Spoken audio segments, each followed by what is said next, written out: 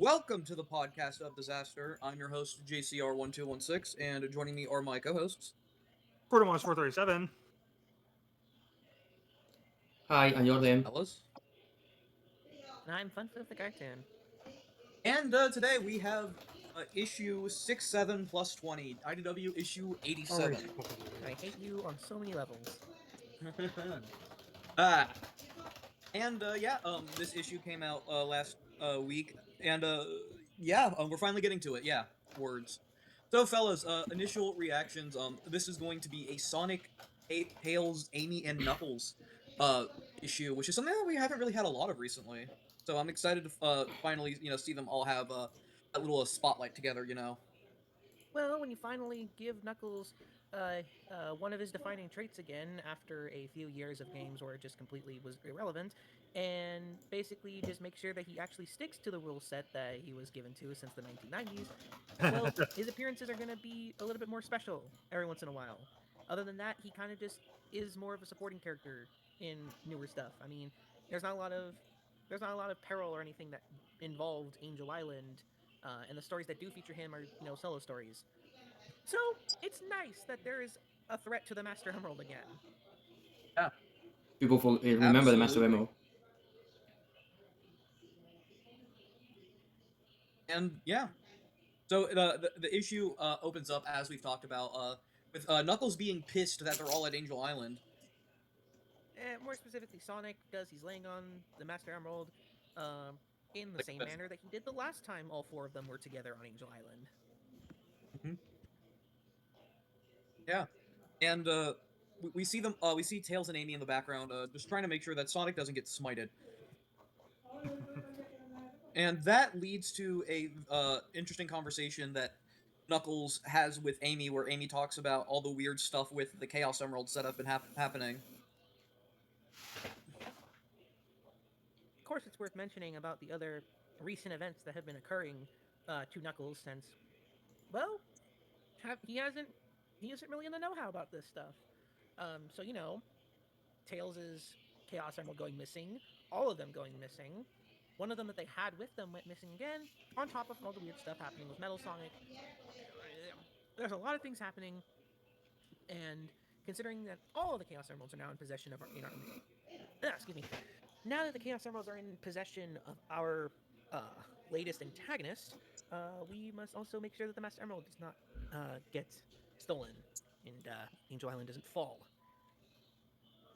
Yeah, that's one of the main things that this issue is building up towards is the fact that all the emeralds are gone. As we see, they're in that they're in that big living tombstone. And we see the Miles Electric. Tails picks up something, but we don't know what that is. So Sonic runs around, and he comes back in a blink of the eye, and he couldn't find anything. Yeah, he did a run, and Amy asked him why he's all jumpy because he's kind of worried. Something isn't right. Yeah, It's no wonder that Sonic is a bit more antsy than usual. Something just doesn't feel right about the situation, especially after what had occurred in Hololska. Knuckles reluctantly allows them to do what they need to do to help him, even though it's Knuckles. He's doing his thing. And we also see, after a few flashbacks to previous arcs, we also see um, a bit of a scuffle as yeah, Son- yeah. Uh, I was gonna say, yeah, there's a bit of a scuffle between Sonic and Knuckles, but there's also in particular reason the fact that Sonic is being bothered is because, well, if y'all remember from '86, Sonic did end up finding out who exactly the identity of our newest coffin-bearing antagonist is, but before he was even able to make that deduction to Metal Sonic or anyone else, our antagonist disappeared in a giant star portal-esque thing or whatever it turned out to be, and Sonic's memory was messed with. He forgot who he knew was the antagonist, and it's no wonder that he's been bothered by it. And Knuckles is not happy about the fact that Sonic can't even pinpoint what exactly has been bothering him, and yeah, Knuckles just is tired of it all, and he can handle whatever threat to the Master Emerald without the help of Sonic and the others. But that whole thing is cut off short as a rainstorm then starts on Angel Island. Yeah, a big thunderstorm, uh, which is perfect to falling asleep to. But when you're in the middle of one, it's kind of hell. Especially if you are Miles Tails forever. Yeah, true. And this leads to Tails, as we know that Tails is afraid of thunderstorms, and that leads to him being stranded up there with Knuckles, and that leads to the main thing as Sonic almost gets hit by the speed of light, Mm-hmm. and we see how bad the storm is that it creates a sinkhole on Angel Island. How do you get a sinkhole on a floating island? I mean, Game the theory, get on that. I mean the thing is on the island, so and the island is on the sky, and the closer you are to the sky, the stronger are the storms, like a lightning and stuff like you see there. You are literally more closer of the source that generates that lightning. And it doesn't help with the fact that Angel Island is in the sky. That's So what I'm much saying. so that Sonic and Amy are separated from Tails and Knuckles, and one very powerful lightning bolt ends up cracking into the ground of the altar of Emerald. And well, things don't go well after that. Yeah, Yeah, does they not at all. yeah, they end up falling into the sinkhole into an underground area, which I have to call out here one thing. You all know damn well that Sonic literally can beat up robots or even gods with just a spin dash. Like, yeah, he has to hit them a few times, but he can actually cause damage. But how can he cannot break the little pieces of rock where they fell through? Because rock compared to metal or just an ancient creature, this should be light work for Sonic to get out. It could be that it's a very strong rock. Rock is incredibly heavy if not dealt with in the right way. So maybe that's the reason why it's like that.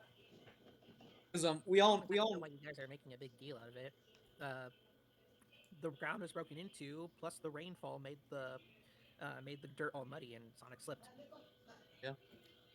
Yeah, but I'm talking about I'm talking about why Sonic cannot break some rock. And if it is muddy, it should be technically a little bit more easy because the dirt is soft. But also a sinkhole.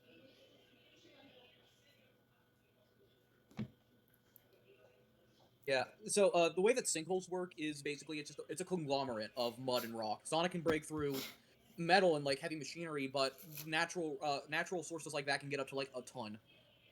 And I Hmm. don't think Sonic would break out of that unless he did have the Chaos Emeralds. Hmm. I'm not sure if the classic games are canon to the modern era, but in Sonic Tricks, Sonic could usually break rocks in Angel Island. So Man. It's a little different, but moving on. Since Sonic and Amy are stranded in the sinkhole caverns, I think this is actually the first time we've ever been inside. It's been a while since we've been inside Angel Island. Did Sonic 3 do that at all? I'm trying to remember. Issue 62 and issue 65 did. Oh yeah. And that leads to a very interesting spot where it's a very interesting dynamic with now we have Tails and Knuckles on top and Amy and Sonic on the bottom. They see this green Mysterio esque gas it's a fun. around, and this is the same gas that we saw in the previous issues with that very weird looking Sonic. So we know that there's some funny business going around. Yeah. I think this basically causes hallucinations.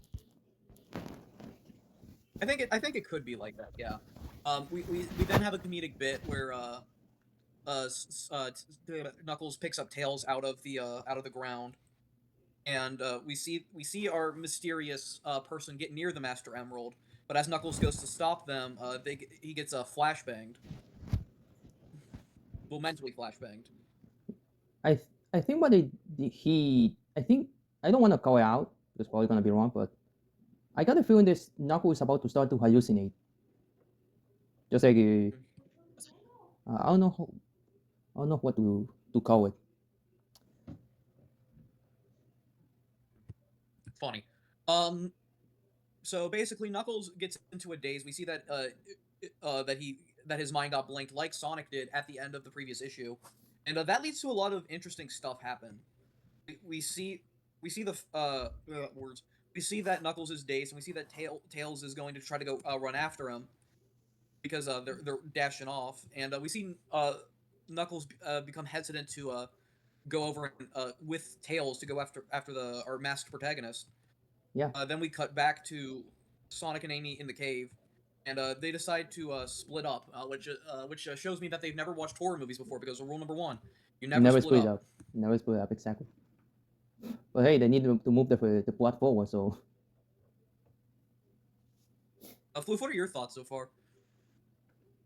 Well, I find it interesting that our villain has capabilities that can be like, because like I mentioned before, when in '86 when it transformed into the monster and disappeared, it was able to mess with Sonic's mind, but not directly. Just when it disappeared and the illusion wore off from the caves, it seemed as though it was like, oh, part of the abilities it has from the tombstone. But no, our villain also has the capability of directly using their power on anyone. It's hmm, I can make a reference here, and it can be similar to like another sort of example that has done this before. But yeah, our villain was able to basically simply tap Knuckles on the head, and Knuckles forgot seeing this particular character by the Master Emerald, and like it erased his yeah, memory. yeah, Yeah,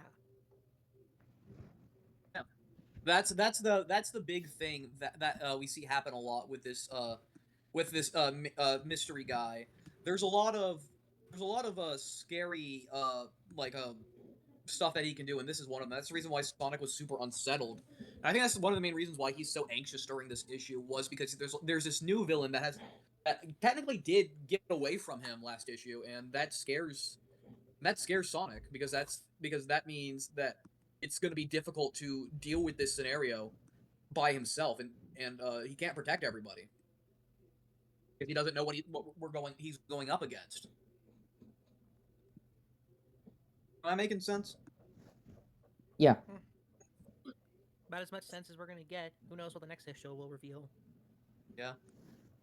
And this leads to do we call this fake Amy? From what uh, I've been from what I've been calling them, I've just been giving them a cryptic moniker to differentiate them, just because I got literally nothing else to go off of. But anywho, yeah, we should talk about the fact that the illusions from the last arc in Holoska have returned, um, and it's that yeah, now instead of Sonic going up against himself and Metal Sonic, the copies from the illusion, Sonic is now facing an Amy, and vice versa, with Amy facing up against a cryptic fake Sonic. um, I don't exactly know what these guys are going to be called in the future, but I'm hoping we get something out of it. But yeah, that this is what happens when you split off, and that's very bad. And it should also be worth noticing is that um, well, upon first glance, like obviously, uh, Sonic and Amy are bewildered by these weird questions because, of course, they don't know that they have no idea about the fakes in particular. And on top of that, Knuckles has to go and find Tails after Tails freaked out from the lightning, and Knuckles confides in the Master Emerald for a single moment, and yeah, everyone is now all split off trying to find each other again, and the fakes. They're, if you recall, I've mentioned it before, but if you recall from the last issues, they're very cubist in their design. They're very abstract. Like they aren't like when Sonic was facing off against himself in the illusion set off by the coffin. The other Sonic was not like perfect. It was very obvious. Like there were lines protruding in lines, and there was, you know, certain aspects. He was made of different colors. It it looked like Sonic, but it definitely wasn't Sonic. But now here, the illusions are more perfect. They actually look like Sonic and Amy, rather than being of different colors, or they're like, you can tell there are still subtle differences, but they are more defined.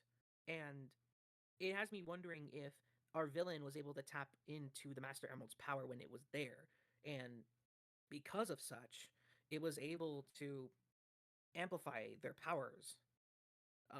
It makes me wonder if that is what the case is here, And on top of that, everyone's just kind of off. Sonic, Sonic against the fake Amy, Amy against the fake Sonic, um, Tails in the Storm, Knuckles and guarding the Master Emerald. It's like everything is turning sideways for everybody. Yeah, I totally agree with that. And a little detail that I do love is you do get to see that the fonts. I believe this happened in the last one, but I like how the fonts are different fonts. I bet the letterers had a fun time with that.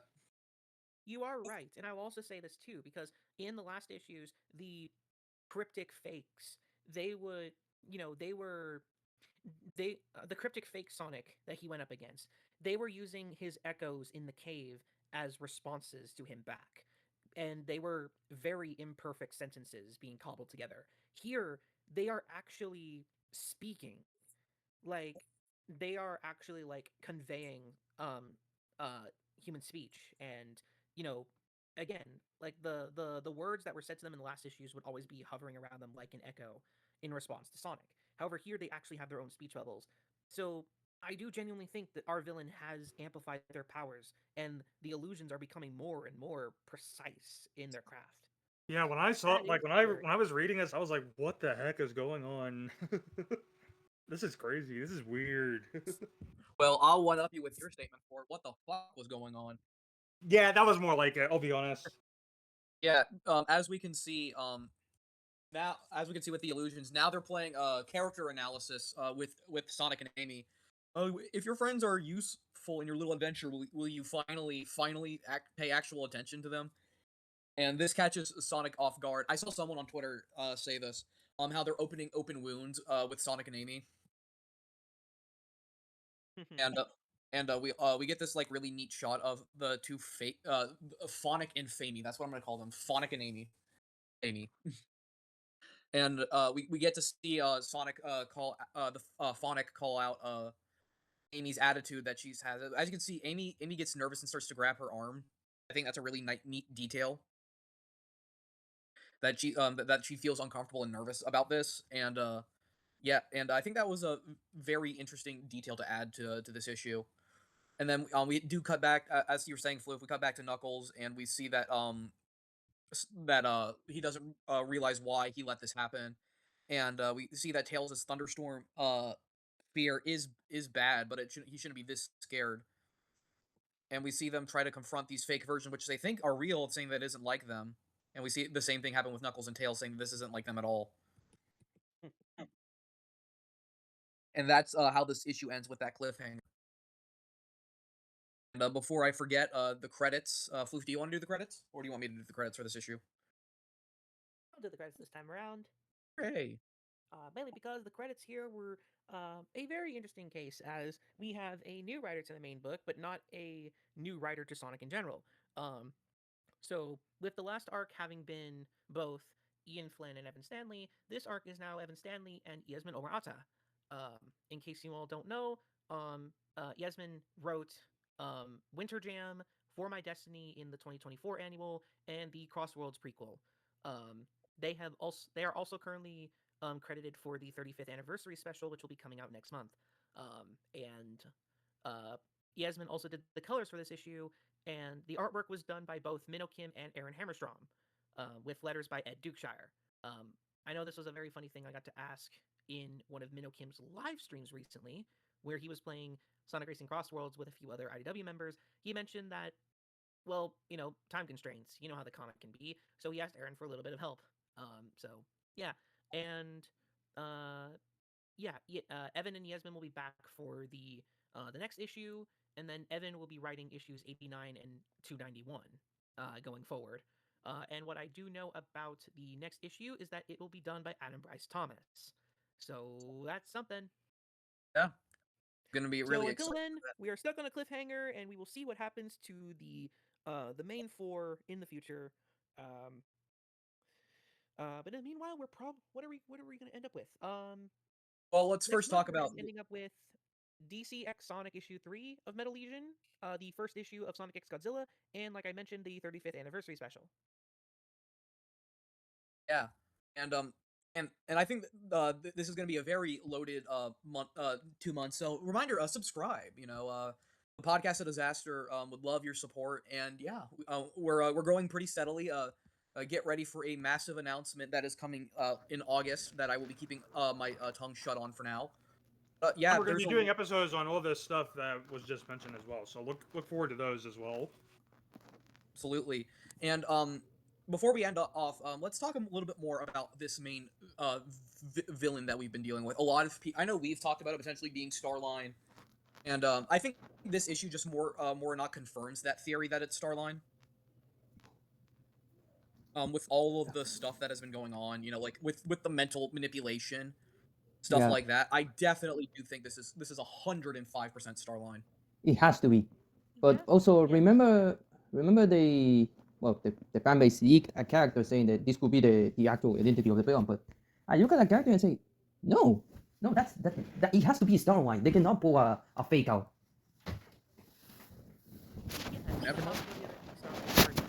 However, something I had seen with Evan, right, is that someone was kind of asking, it was like, oh, don't you think it's kind of redundant that the surprise is just going to be something we already knew about upon theories and other guesses and stuff? And Evan put in her Tumblr response, it's not a matter of who, it's a matter of how. And that does get me thinking, and that kind of comes up to my current theory. Yes, it could be Starline. It could look like Starline. But what if it isn't Starline? I doubt IDW, heck, even Sega would ever choose a route that they'd want to go for because everyone knows Sega isn't cool. But what if all this time, yeah, Sonic did recognize the body, but what if it actually isn't the mind? Ooh, That would be that's- weird. We're going with this cryptic fellow as our new villain, and it does turn out to be someone that Sonic remembers. And to all the signs, it looks very, very, the star motif, the emphasis on the badniks being at use. It could look like Starline.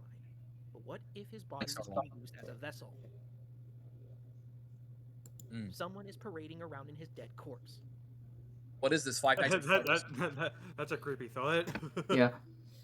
Uh-huh. Although, And considering the fact that he's wearing the mask of the same badniks used in a lot of the previous in issue. a lot of the monitor spying, and again with the hypnosis that was done on Metal Sonic's coding, it's wearing one as a mask. I'm just saying, it seems very interesting, Yeah. I don't know. It could be, like you say, it could be Starline, but not the mind. What if they're trying to bring two characters, actually? Like, yes, they bring Starline as just body, but who could be the mind? What other character we haven't seen, but it has to still, like, use other people like puppets that we know of?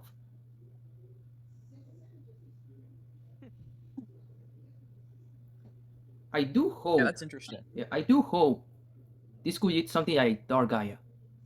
Like probably, I don't know, Dark Gaia Black just Widow. uses, yeah, kind of like that. He kind of use the body of Starline just to break free again and do Unleash 2. It could be possible.